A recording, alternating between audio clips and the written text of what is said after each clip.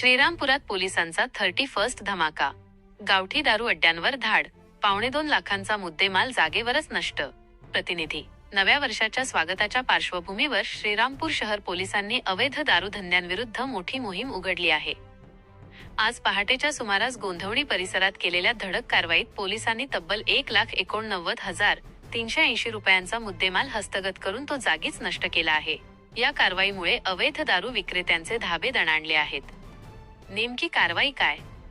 31 डिसेंबरच्या पार्श्वभूमीवर शहरात शांतता व सुव्यवस्था राखण्यासाठी पोलीस निरीक्षक नितीन देशमुख यांच्या मार्गदर्शनाखाली आज पहाटे कोम्बिंग ऑपरेशन राबवण्यात आले.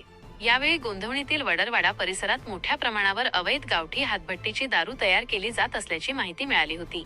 पोलिसांनी या ठिकाणी छापा टाकला असता 5 आरोपींना ताब्यात घेण्यात आले असून त्यांच्यावर महाराष्ट्र दारूबंदी कायद्याअंतर्गत गुन्हे दाखल करण्यात आले आहेत.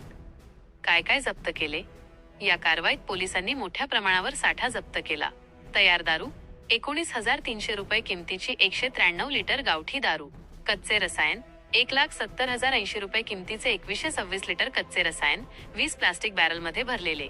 एकूण कारवाई 1,89,380 रुपयांचा मुद्देमाल पोलिसांनी कारवाईच्या ठिकाणीच नष्ट केला. हे आहेत अटकेतील आरोपी. 1. दिलीप नाना फुलारे. 2. मधुकर पिरा गायकवाड. 3. आकाश गोरख गायकवाड. 4. मंगल अर्जुन गायकवाड. 5. मीना श्याम पवार. पोलिसांचा कडक इशारा. सरत्या वर्षाला निरोप देताना दारू पिऊन वाहन चालवणे किंवा सार्वजनिक ठिकाणी हुल्लडबाजी करणे महागात पडणार आहे. अशा व्यक्तींविरुद्ध कठोर कारवाई करण्याचे आदेश पोलीस प्रशासनाने दिले आहेत. अवैध धंद्यांविरुद्ध आमची मोहीम अधिक तीव्र करण्यात आली आहे. नियमांचे उल्लंघन करणाऱ्यांची गय केली जाणार नाही. श्रीरामपूर पोलीस प्रशासन.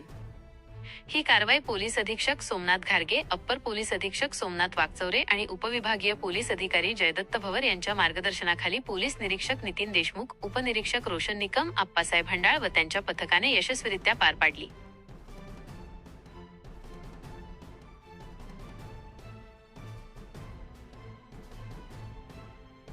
RKS न्यूज साठी शफिक शेख, श्रीरामपूर.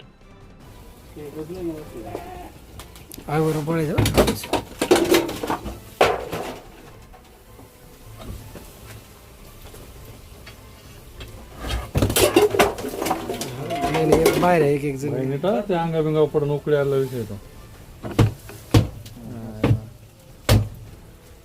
चांगला पाहिजे तर